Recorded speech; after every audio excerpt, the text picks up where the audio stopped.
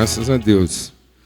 Muito bom, um privilégio estar aqui, alegria, né? E participar de um momento como esse, e extremamente importante para a nossa vida. E eu creio que todos nós que estamos vivenciando esse momento aqui, a gente tem que ser grato mesmo pelo que isso acrescenta, pelo que isso opera, né? O testemunho que a gente recebeu aqui, através da vida do Nicodemos, e de maneira tão dedicada, né, tão brilhante. Ver o testemunho aqui do Pedro, né, com a apresentação dessa obra.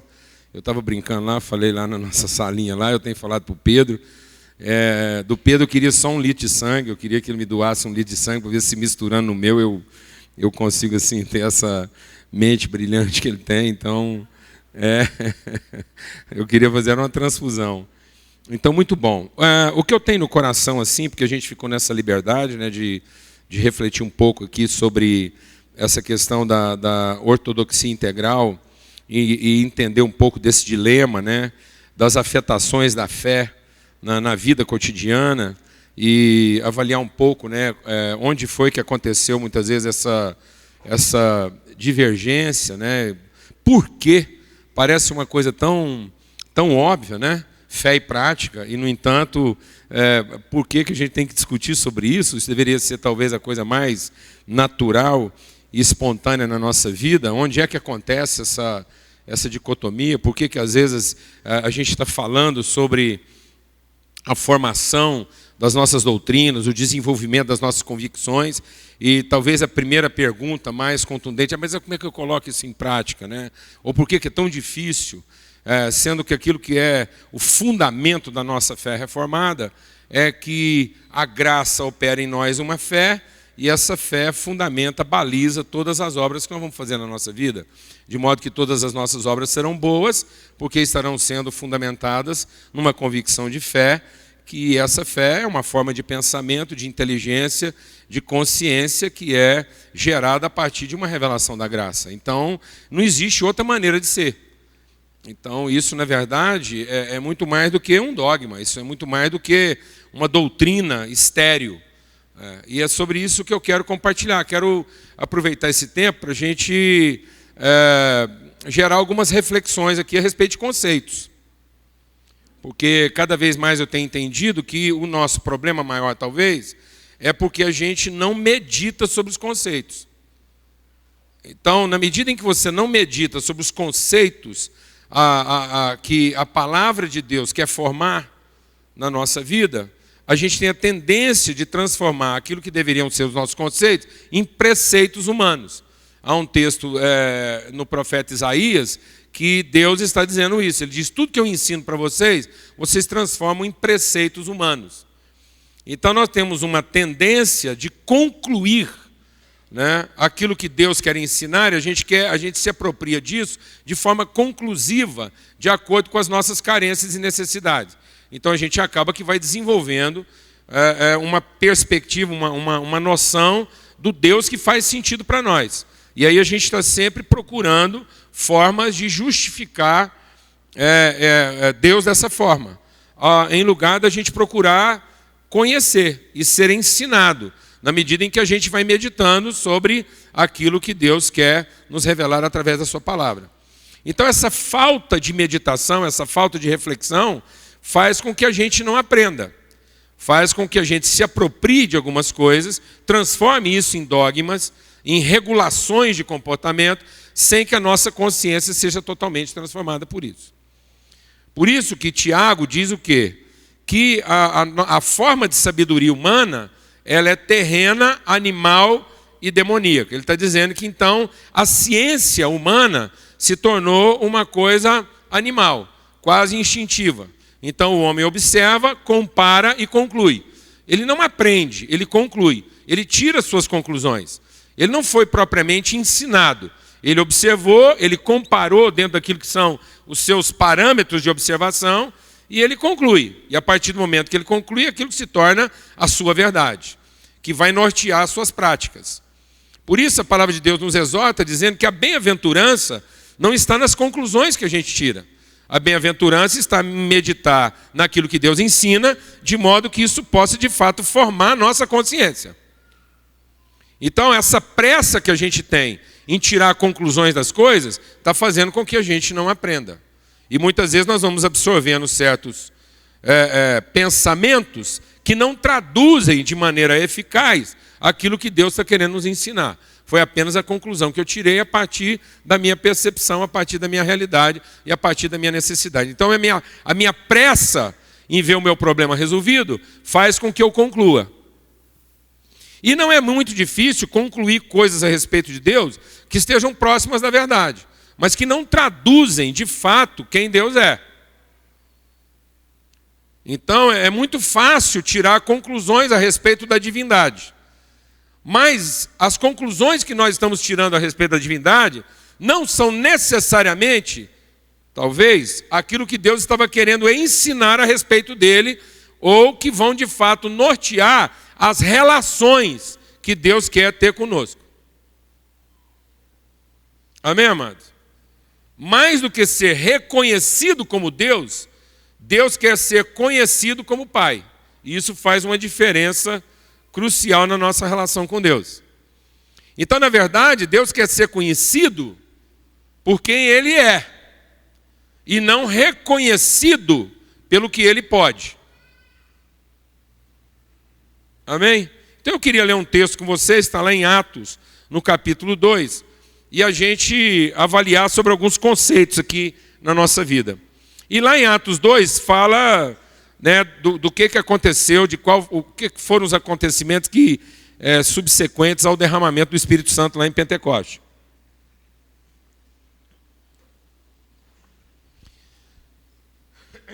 E diz assim, aqui no versículo 37.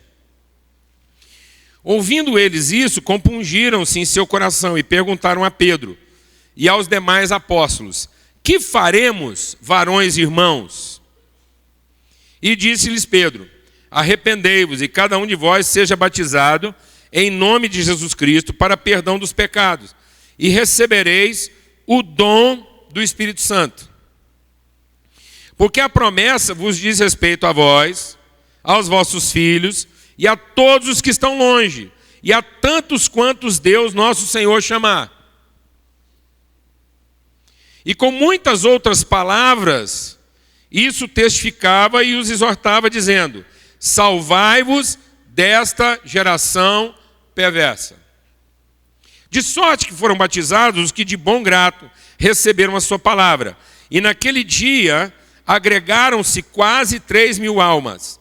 E perseveravam na doutrina dos apóstolos, e na comunhão, e no partir do pão, e nas orações. E em cada alma havia temor, e muitas maravilhas e sinais se faziam pelos apóstolos. Todos os que criam estavam juntos e tinham tudo em comum. Vendiam suas propriedades e fazendas e repartiam com todos, segundo cada um tinha necessidade. E perseverando unânimes todos os dias no templo, e partindo pão em casa, comiam juntos com alegria e singeleza de coração, louvando a Deus e caindo na graça de todo o povo. E todos os dias acrescentava o Senhor à igreja os que se haviam de salvar. A gente quer chamar a atenção aqui para um texto, assim, para a gente trabalhar esse aspecto mais subjetivo da nossa fé. E por que às vezes, por conta da gente não meditar sobre isso, nós estamos perdendo o espírito da coisa. A palavra de Deus diz que a letra mata e o espírito é que dá vida. Então, se nós não meditarmos, se a gente não aprofundar no conceito, nós podemos ficar na superficialidade do conceito. E a superficialidade do conceito, apesar de ser uma expressão aparente da verdade, não é a expressão absoluta da verdade. Então nós podemos estar sendo mortos por aquilo que deveria nos vivificar. É por isso que o nosso dilema como igreja é muito grande. Porque, na verdade, quando a gente começa a meditar e aprofundar nesse conceito, a sensação que muita gente tem: ah, mas então você está dizendo que está tudo errado. Não, não estou dizendo que está tudo errado. Eu estou dizendo que nós estamos morrendo pelo certo. O que está nos matando não é o errado. O que está nos matando é o certo que não ficou bom. A gente não tinha que estar tão preocupado com o errado. O errado não nos afasta tanto de Deus como o certo que deixou de ser bom. A palavra de Deus não tem tanta preocupação com o ignorante quanto ela tem preocupação com o religioso. 2 homens entraram no templo. Um todo errado e um todo certo. Quem saiu justificado? O todo errado. Um pai tinha 2 filhos. Um fez tudo errado e o outro fez tudo certo. Qual dos dois a história diz que terminou bem? O que fez tudo errado. Porque às vezes o fato da gente perceber que está dando tudo errado gera em nós o quebrantamento e o arrependimento necessário para a gente buscar o que é bom. Mas a ideia de que eu estou fazendo alguma coisa certa, mas eu perdi o espírito do certo. Eu fiquei só com o que é certo. E aí o certo, muito rapidamente, deixa de ser o quê? Bom. E talvez o nosso problema hoje de conflito, de ortodoxia e prática, por que a nossa ortodoxia às vezes está deixando de ser integral? É porque a nossa compreensão doutrinária, ela está correta, mas ela não está boa. E aí a gente vai meditar a partir desse texto. E particularmente eu entendo que nós estamos deixando de entender o que é bom e estamos profundamente prejudicados pelo que é certo. E é por isso que é difícil a gente ter o nosso entendimento transformado, porque se a coisa estivesse errada, ficava mais fácil a gente entender. Mas como a gente tem base bíblica para afirmar os nossos corretos, a gente não está entendendo o que é que ficou ruim. E o que nós queremos refletir aqui, o que ficou ruim é que a gente removeu o aspecto relacional da fé. Aquilo que a gente chama de fé hoje não tem caráter relacional. E uma fé que não tem caráter relacional, ela tem caráter dogmático. Então a gente está entendendo que a fé é para salvar o indivíduo. Sendo que, na verdade, a fé só é fé quando ela salva a relação e não a individualidade. Nada é mais antifé do que a fé que salva o indivíduo. A fé só é fé se ela está voltada para a relação. Por isso a palavra de Deus diz que o resumo de toda a pregação apostólica, agora você pensa bem, o escritor de Lucas está dizendo que se ele tivesse que resumir toda a mensagem apostólica, ele resumiria todas as palavras pregadas pelos apóstolos numa única frase: salvai-vos de uma geração perversa. Então a gente vai entendendo aqui que a fé não era para salvar o indivíduo dos seus erros, mas era para salvar as relações do mal. Porque as relações se tornaram perversas. O pecado não foi um erro cometido por um indivíduo contra Deus. O pecado foi quando o indivíduo aceitou fazer alguma coisa, certa ou errada, que não contemplava a relação, mas contemplava apenas seus interesses individuais. Então o pecado não é o erro que eu cometo. O pecado é qualquer coisa que eu faço que está em desarmonia com o projeto relacional de Deus. Então muitas vezes o meu pior pecado não é uma coisa errada. Às vezes o meu pior pecado está sendo tudo aquilo que eu faço de certo para salvar a mim mesmo. Então talvez haja mais pecado no culto do que no prostíbulo. Talvez haja mais pecado nas orações do que nas canções mundanas. Porque talvez nas canções mundanas exista só ignorância. Mas nas canções religiosas esteja a intenção velada de corromper Deus. Achando que Deus favorece o correto. Alguém está entendendo o que eu estou falando aqui ou não?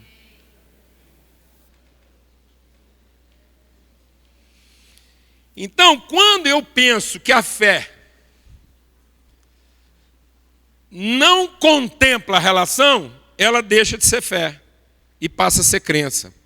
Por isso que a mensagem da salvação, deixa Deus ministrar o seu coração aqui e responda rapidamente.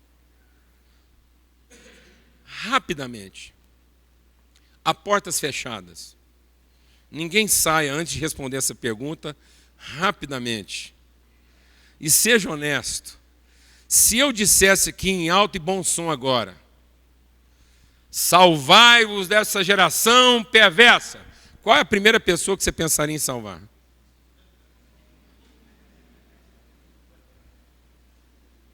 Seja honesto. Seja honesto.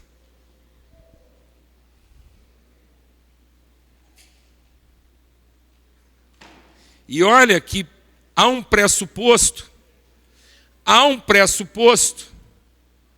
de que nós estamos aqui falando para quem? Para a gente salva. Mas por que falando para a gente salva, a gente ainda continua pensando em salvar a si mesmo? Sabe por quê? Porque a gente não está arrependido.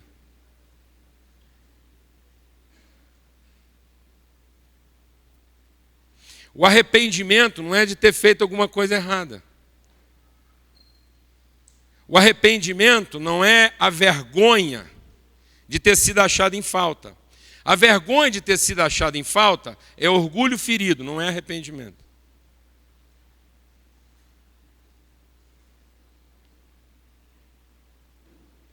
Arrependimento não é confessar o erro para ser novamente aceito. Isso é negócio. Isso é compensação fiduciária. Eu estou lá tentando pagar alguma coisa para restituir o que eu perdi. Quem está entendendo o que eu estou falando aqui ou não? Para não chamar isso de corrupção passiva. Será que se eu te oferecer alguma coisa, você não me passa por baixo?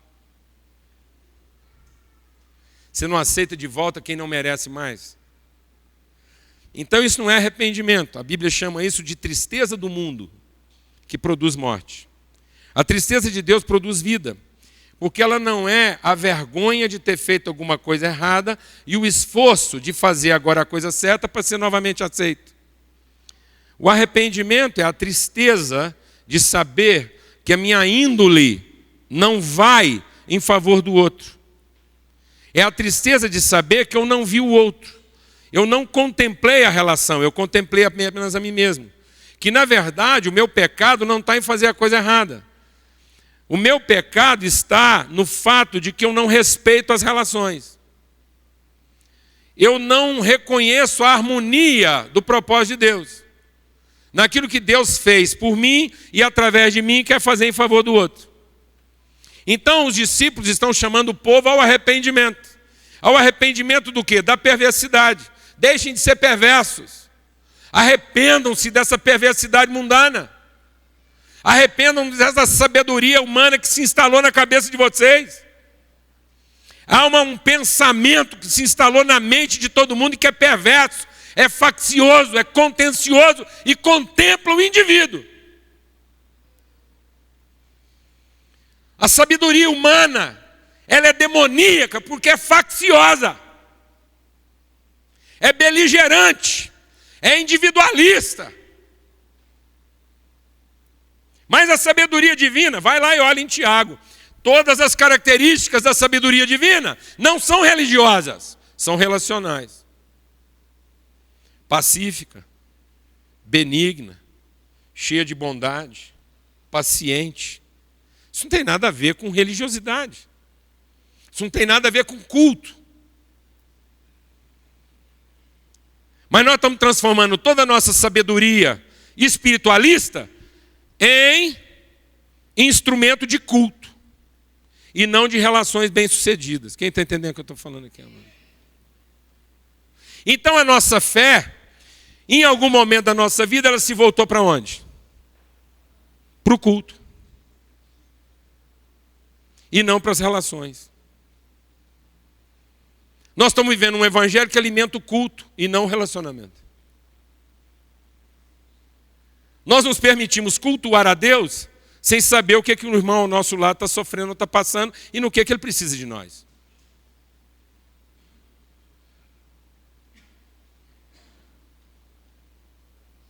Por isso que a palavra de Deus diz em Isaías 48 que Deus abomina reuniões corretas. Quando Deus exorta o povo, ele diz, sobe lá, fala bem alto, qual é a abominação do meu povo? Fala lá para eles onde é que o meu povo está pecando. O meu povo está pecando nas coisas corretas que eles fazem. E aí Deus aponta o pecado do povo dele, não em coisas erradas. Ele não fala que o pecado do povo é que eles estão indo para o prostíbulo, que eles estão adulterando, que eles arrumaram outra mulher, que eles estão envolvidos em prostituição. A palavra de Deus diz o seguinte, olha, o pecado do meu povo é o seguinte, eles se reúnem para ler a Bíblia, eles dizem que gostam dos meus mandamentos, eles dizem que apreciam a minha orientação, eles gostam de fazer campanha de oração, de libertação e de tudo mais. Eles têm um inário fantástico, eles vivem cantando hinos lá para mim, eles só gostam de fazer as coisas que eles acham que eu gosto. São mestres no jejum. Não falta campanha no meio do meu povo. Não falta leitura bíblica. Não falta rito. Não falta culto. Agora fala para o meu povo me perguntar por que não está funcionando. Sabe por que não está funcionando? Porque quando vocês fazem essas coisas simplesmente para ter mais poder sobre o outro. E não poder a favor do outro. É para alimentar a nossa própria espiritualidade. Para que de alguma forma eu use a minha fé para me salvar do outro. E não para salvá-lo. De modo que se eu for o melhor crente da igreja, eu estou protegido de todos os crentes ruins da igreja. Quem está entendendo o que eu estou falando aqui? A minha fé vai me salvar de um pastor ruim, vai me salvar de um irmão nocivo. A minha fé vai fazer com que eu seja o único membro salvo da igreja.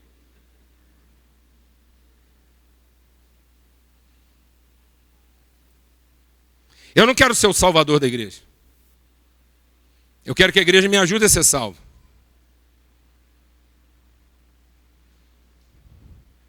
E você chama isso de fé? Não, eu chamo isso de perversidade.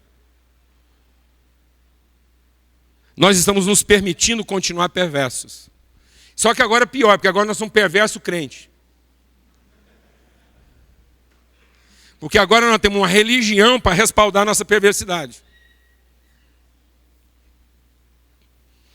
Por isso, amados, a palavra de Deus diz para nós que nos últimos dias nós vamos enfrentar duas crises maiores. A palavra de Deus, do próprio Jesus, nos diz que as crises da humanidade, piores, que estão por vir e já estão no nosso horizonte, a pior crise que a humanidade está para enfrentar no horizonte, não é a crise da guerra, da fome, do conflito, da perseguição. Jesus diz, olha, vocês vão ouvir falar de guerra, de perseguição, de dores, um se voltando contra o outro, pai contra filho, filho contra pai. Uma bagunça danada vai acontecer no mundo aí em todos os aspectos. Mas isso é só o início das dores. O pior está por vir. O pior é que, por se multiplicar a iniquidade, o amor se esfriará de todos os corações. Ou de quase todos os corações. Isso quer dizer o seguinte, que, amados, nós vamos nos permitir manter a fé sem afetos. Por isso a palavra de Deus diz que essa crise de amor nos levará a uma outra crise. E Jesus diz, por acaso quando o Filho do Homem voltar à terra, voltar ao mundo, encontrará fé na terra? Então essa crise de afeição está produzindo uma crise de fé. Porque fé sem afeição não é fé, é crença. E a crença são os dogmas e as conclusões que eu tiro de Deus e que eu uso contra Deus. O crente é aquele que percebe Deus, reconhece Deus e quer dominar Deus com a sua crença. Então, o crente não cultua porque quer conhecer Deus. O crente cultua porque quer controlar Deus. Ele não oferta como quem expressa o conhecimento que ele tem de Deus. Ele oferta como quem empresta a Deus. E o crente não quer que Deus seja pai. O crente quer que Deus só seja Deus. Por isso que Jesus foi morto não pela sociedade. Jesus foi morto pelos crentes da sua época. Ele não foi morto pelos homens errados. Jesus foi morto pelos homens corretos. Ele não foi morto pelos incrédulos do seu tempo. Quem o rejeitou não foram os estranhos a ele. Foram os seus. E por que eles rejeitaram Jesus? Porque não cabia neles a ideia de que Deus podia ter um filho. Deus podia ter um Messias, um Salvador, um enviado, um mensageiro. Mas o mensageiro, o enviado e o Salvador que Deus mandasse ao mundo não podia ser um filho, tinha que ser um crente. Porque se em vez de um filho Deus tivesse mandado um crente, então a salvação seria um direito e não uma dádiva. Então a gente não suporta a ideia de que Deus tenha filhos. Mas a gente suporta a ideia de que Deus abençoa os crentes. Porque se Deus abençoa os crentes, então o meu trabalho me reserva a posse e não a responsabilidade. Então o meu trabalho é para salvar quem? A mim. E não o outro. E se eu trabalhar honestamente, Deus vai permitir que o fruto do meu trabalho seja meu, mas nunca nosso.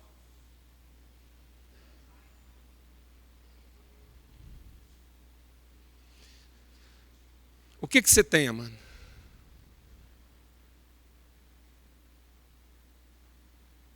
O que você carrega? Algo nosso ou algo seu? A fé te deu direitos ou responsabilidade?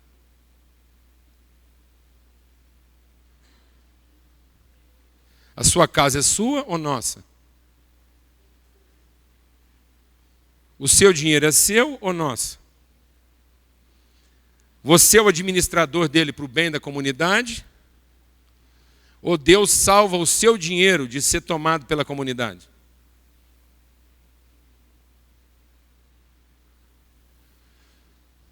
Deus salva a sua perversidade ou salva você de ser perverso?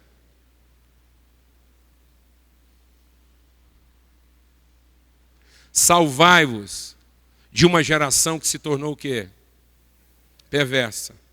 Porque de crente adquiriu direitos sobre o próprio Deus.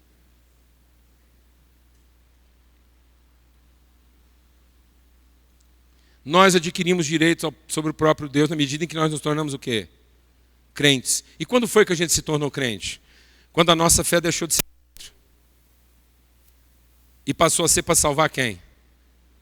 A mim. E aí as nossas doutrinas mais básicas ficaram corrompidas de perversidade. Alguns dos textos clássicos de uma fé comum e mútua se tornaram patrimônio do indivíduo. Se eu citar um versículo da Bíblia aqui para você, e você tivesse que me responder rápido, pensa bem como é que você responderia. Enchei-vos do Espírito. Você responderia como quem sopra ou como quem funga?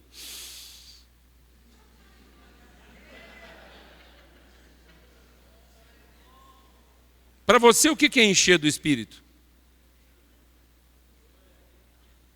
E é engraçado, porque na sequência do texto, Paulo não fala de... Paulo fala de... A gente não enche puxando, a gente enche falando. Então, talvez não era encher a mim, como quem se enche de fora para dentro, mas era encher os outros como quem se enche de dentro para fora. Glória a Deus, amado. Posso ouvir um amém? Uma fé que convive com a perversidade não é fé, é crença. E crença faz um crente. E fé não é para fazer um crente, fé é para fazer um justo. Sabe por que não há justiça? Porque não há fé.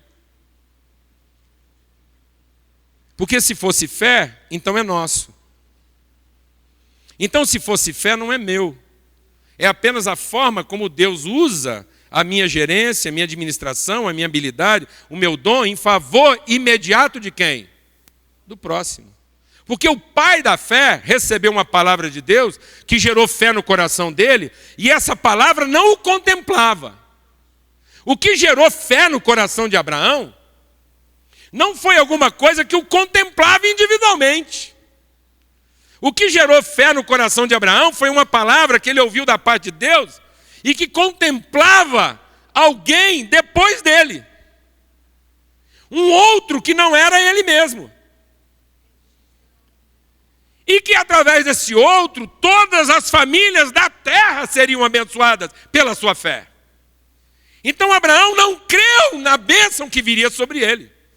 Mas Abraão creu na bênção que viria através dele. Então a sua fé não foi para salvá-lo. A sua fé foi para que ele fosse instrumento de salvação. Aí dá para entender por que a nossa consciência espiritual e doutrinária ficou tão dissociada de práticas tão simples. E aí quando você olha para a igreja primitiva, você vai ver que aquilo que a gente chama de doutrina dos apóstolos não estava preocupado em garantir a salvação futura das pessoas. E boa parte das nossas doutrinas hoje é para garantir um lugar no céu.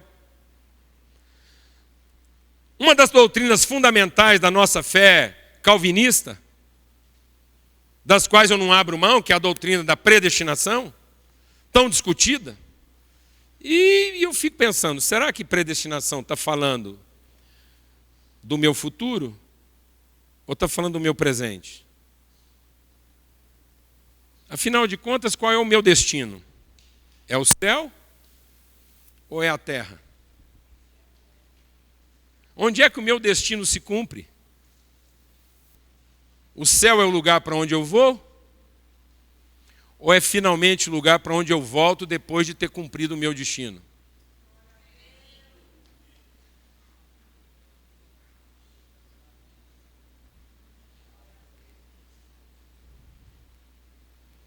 Quem vai para o céu não veio de lá. Glória a Deus, amém. Mas a fé é para gerar uma consciência que foi de lá que eu vim. E se foi de lá que eu vim, eu não tenho que ficar ocupado com as preocupações naturais dos homens. E se é de lá que eu vim, eu não preciso ficar tão perverso e posso me permitir os afetos. Então eu me torno uma pessoa afetuosa porque as pessoas não pecam contra mim, elas pecam contra si próprias. Glória a Deus, amados. E justamente porque elas não pecam contra mim, porque eu estou cheio de afetos, eu sou instrumento de perdão de pecados. Eu mostro para as pessoas não como é que os pecados são cobrados ou pagos, eu mostro para elas como é que os pecados são perdoados. Porque a fé revela qual é a minha natureza. Amém, amados? Então a gente foi se apropriando, por exemplo, da palavra de Deus para transformar carnais em espirituais. O que transforma carnais em espirituais é crença. Por isso que o escritor de Hebreus diz assim, eu queria escrever para vocês como mais espirituais. Mas não está dando. Então eu estou obrigado a escrever para vocês como carnais. Mas eu queria mesmo escrever para vocês como espirituais. Então esse livro aqui, amado, é o livro texto dos espirituais. Para alimentar a nossa fé, de modo que a gente possa ser carnal. Glória a Deus. De modo que a gente possa encarnar a nossa espiritualidade. E não continuar espiritualizando a nossa carne com as nossas crenças. A crença é uma tentativa de espiritualizar a nossa carne. A fé é a perspectiva de encarnar a nossa espiritualidade. De modo que, à luz da palavra de Deus, nós vamos ter o mesmo sentimento que houve também em Cristo Jesus. Que, tendo conhecimento de Deus, não se apegou a isso como sendo seu direito. Glória a Deus, amados. Mas compartilhou isso conosco como quem faz justiça. E se esvaziou. Soprou em vez de fungar. Glória a Deus, amados. Salvou em vez de se salvar. Então você está vendo como é que os nossos conceitos estão ficando equivocados? E a nossa coisa certa está ficando ruim? Porque no fim nós estamos usando tudo isso para salvar quem? E essa é a forma mais rápida da gente se perder. O homem espiritual não busca formas de se salvar. O homem espiritual busca formas de se perder em favor dos outros. A fé é para que eu me perca e não para que eu me salve. A fé é para que eu consiga ofertar e não para que eu receba. Então nós estamos ficando crentes, amados. E essa crença está tirando de nós os afetos, porque está nos enchendo de direitos. E eu queria concluir citando o que o apóstolo Pedro diz. Ele diz, olha, vou dizer uma coisa para vocês. Se a fé de vocês não evoluir para os afetos, se vocês não acrescentarem à sua fé conhecimento, se vocês não refletirem profundamente sobre os seus conceitos de fé, e se essa fé de vocês não for carregada de virtude, mas só de dogmas, se a fé de você não se traduzir em virtude, em consciência, em respeito, em equilíbrio das intenções, se essa fé não se tornar numa disposição profunda para a fraternidade e para o amor, vocês vão ficar míopes. Míopes.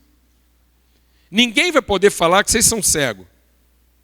Se perguntar para vocês, vocês estão enxergando. Mas vocês estão enxergando só o que é aparente. E vocês vão estar avaliando pela aparência.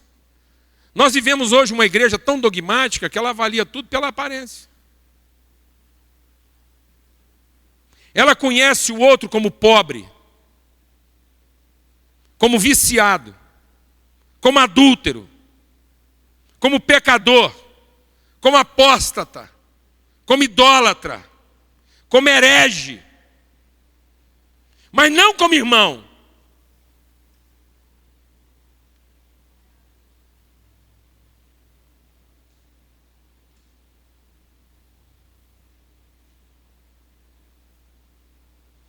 A gente avalia pela aparência. Então Pedro está dizendo que nós vamos ficar míope. E míopes nós vamos ficar ociosos. A nossa inércia, a nossa dificuldade de tornar prática a nossa fé, é porque a nossa fé está toda voltada para o culto. A nossa fé está toda voltada para a veneração de Deus, para que Ele nos pague o direito. E não para que Ele transforme a nossa consciência. A gente não vem na igreja para ter a consciência transformada. A gente vem na igreja para prestar culto a Deus. Para que no fim Ele seja devedor de cada um de nós.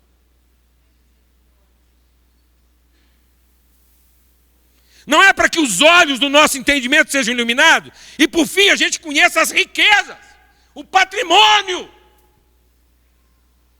do qual nós somos responsáveis. A gente não vem buscar a revelação a respeito do que é a vocação de cada um. A gente vem buscar formas de ver o direito de cada um contemplado.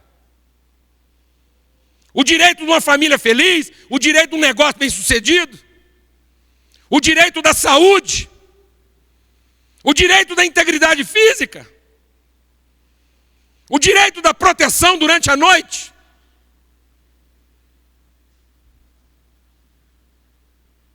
E não o desafio. Dissemos aqueles que, conhecendo as riquezas disponibilizadas para nós, conhecemos a nossa vocação como agentes de transformação do outro.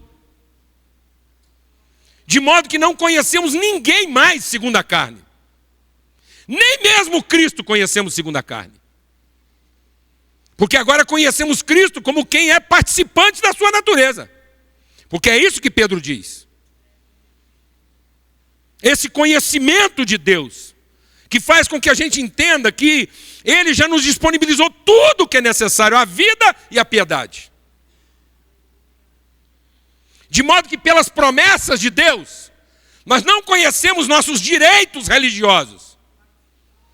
Pelas promessas de Deus, nós entendemos finalmente que nós somos participantes, representantes, materialização encarnada das suas virtudes. Em favor de quem? Da fé e da salvação do outro.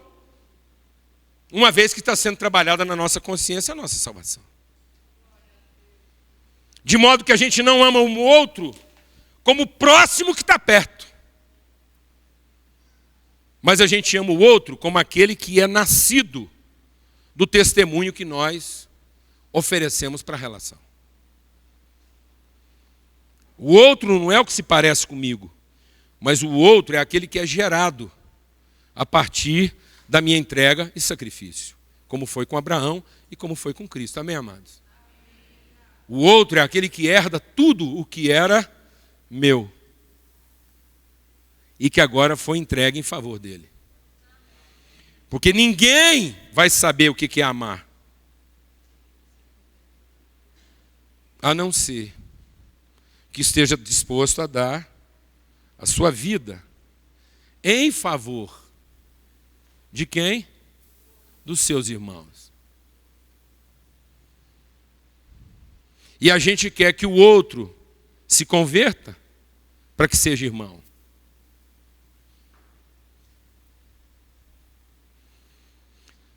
Quem se converte para ser irmão, se converte crente.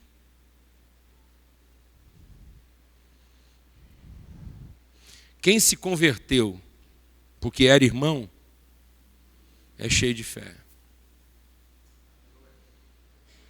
Nós temos que revelar que ele é irmão para que ele se converta. E não que ele se converta para que a gente o chame de irmão. Amém, mano? Porque Cristo deu a vida por nós, sendo nós ainda pecadores. Amém, amados? E foi por isso que a gente se converteu. Porque Ele nos amou como irmãos. Ele nos chamou de irmãos. E a gente creu. Amém? Em nome de Jesus.